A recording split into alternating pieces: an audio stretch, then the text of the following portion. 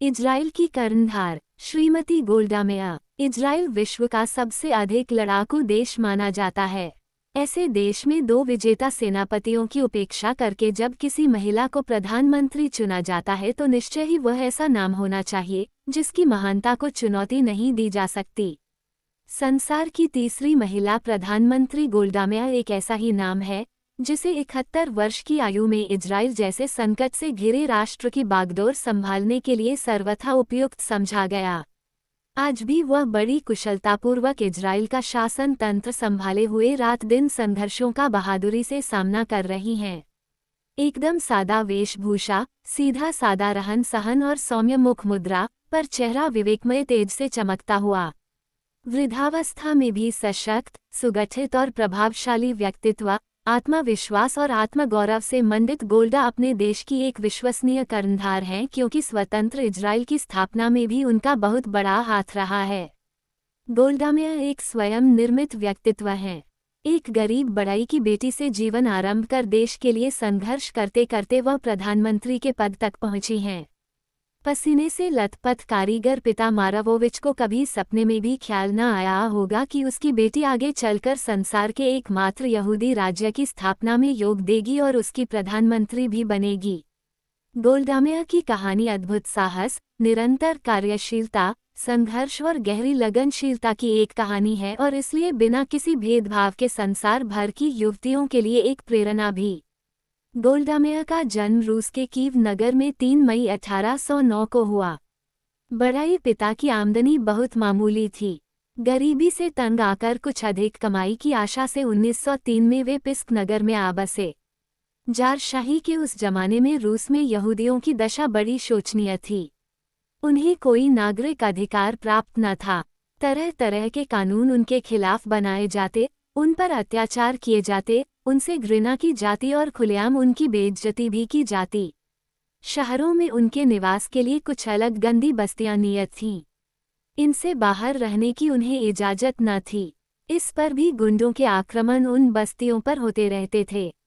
हत्या, लूट और बलात्कार के इस खुले माहौल में पुलिस कोई बाधा नहीं डालती थी। गोल्डा मेयर अपने बचपन की स्थितियों को याद करके बताती हैं कि उनके पिता घर का दरवाजा बंद करके उसके पीछे मोटा तख्ता जड़कर रखते थे ताकि गुंडों के आक्रमण से बचा जा सके। इन स्थितियों का प्रभाव उनके बालमन पर बहुत गहरा पड़ा। गोल्डा अपने माता पिता की 8 संतानों में से तीसरी जीवित संतान थी। यहूदियों की उस समय की दयनीय दशा का अनुमान इसी तथ्य से लगाया जा सकता है। गोल्डा जब 8 वर्ष की हुई तो अच्छे भविष्य की आशा से उनके पिता अमेरिका के मिल्वॉकी नगर में जा बसे। पिता वहां बधाईगिरी करते थे और मां परचून की छोटी सी दुकान चलाती थी। फिर भी गुजर मुश्किल से ही हो पाती थी, पर अमेरिका में बिताए 11 वर्ष गोल्डा के लिए उपयोगी सिद्ध हुए। 10 वर्ष की गोल्डा ने अमेरिका किशोरी भगिनी समाज का संगठन किया। काफी चंदा इकट्ठा करके वह गरीब लड़कियों में पाठ्य पुस्तकें बांटती थीं और फिलिस्तीन में आकर बसे यहूदियों को धन भेजती थीं। पर अपनी पढ़ाई के लिए फिर भी वो व्यवस्था न कर पाईं। 14 वर्ष की आयु में माता पिता ने गरीबी के कारण पढ़ाई बंद कर दी तो गोल्डा भागकर डेनवर में अपनी बड़ी बहन शांता के घर चली गई ताकि अपनी शिक्षा जारी रख सके। वहां उसकी भेंट मारिस मायरसन से हुई, जो एक रूसी यहूदी था और उसी की तरह जारशाही के अत्याचारों से पीड़ित हो अमेरिका में जा बसा था। किशोरी गोल्डा पढ़ लिखकर शिक्षिका बनना चाहती थी पर फिलिस्तीन को स्वतंत्र यहूदी राष्ट्र बनाने के स्वप्न ने उसके कार्यक्षेत्र की दिशा बदल दी। वह समाजवाद की व्याख्याएं करती, छोटी छोटी सभाओं में भाषण देती और यहूदी संगठनों में सक्रिय भाग लेती। थोड़ी ही समय में वह अंग्रेजी तथा यहूदी दोनों भाषाओं में अच्छे भाषण देने लगी थीं। ऐसे समय मारिस मायरसन जैसे सामाजिक क्रांतिकारी का साथ उसे भाग गया और 19 वर्षीय गोल्डा ने उससे विवाह कर अपने जीवन का ध्येय निश्चित कर लिया।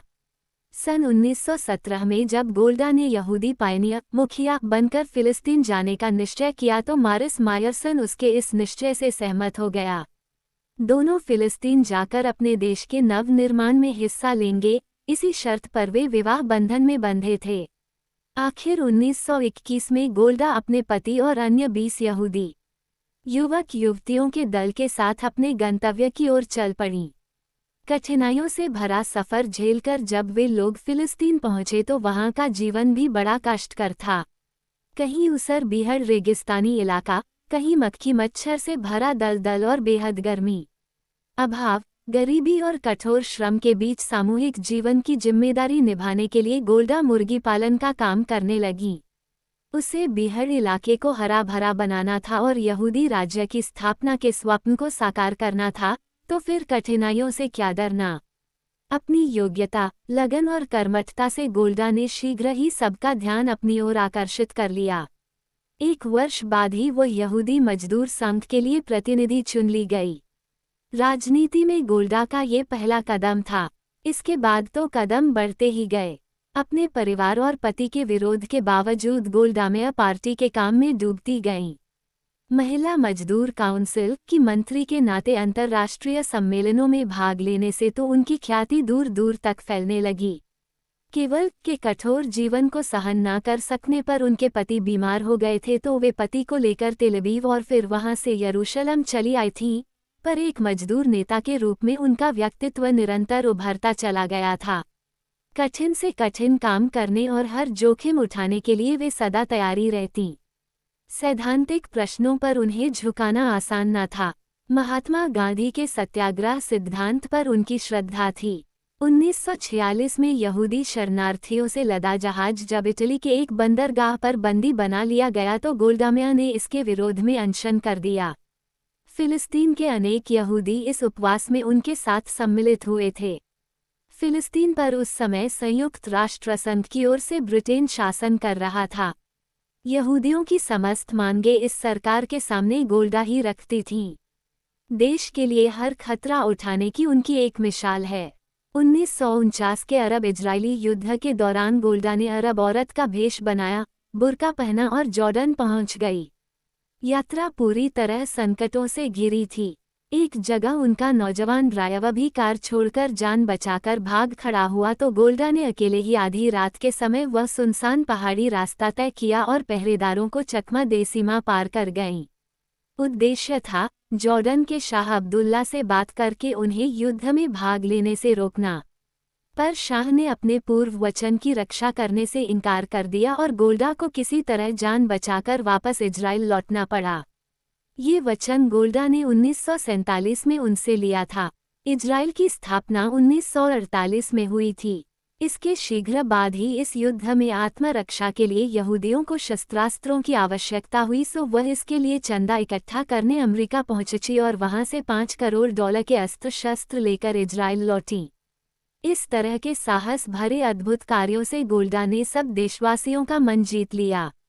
देश के महान नेताओं में उनकी गणना होती थी। राष्ट्र के संविधान पर हस्ताक्षर करने वालों में एक नाम उनका भी था। फिर उन्हें इजरायली राजदूत बनाकर रूस भेज दिया गया। 40 वर्ष पूर्व जारशाही के अत्याचारों से बचने के लिए जिसने निर्धन लड़की के रूप में वहां से प्रस्थान किया था, वही अब स्वतंत्र यहूदी राज्य की राजदूत की हैसियत से वहां पहुंची। कुछ कट्टरपंथी यहूदियों ने नारी के नाते इस पद पर उनकी नियुक्ति का विरोध किया, पर देश का जागृत युवा वर्ग गोल्डा मेयर की क्षमता पर पूरा विश्वास करता था, इसलिए उनके साथ था। 2 वर्ष बाद रूस से लौटने पर गोल्डा मेयर को इजराइल की प्रथम सरकार में श्रम मंत्री का पद सौंपा गया। श्रमिक नेता पर अब देश की श्रमनीति के संचालन का भार भी आ पड़ा था। सारी दुनिया से प्रतिदिन हजारों यहूदी इजराइल में बसने के लिए आ रहे थे। गोल्डा मेयर पर काम का पहाड़ आ पड़ा।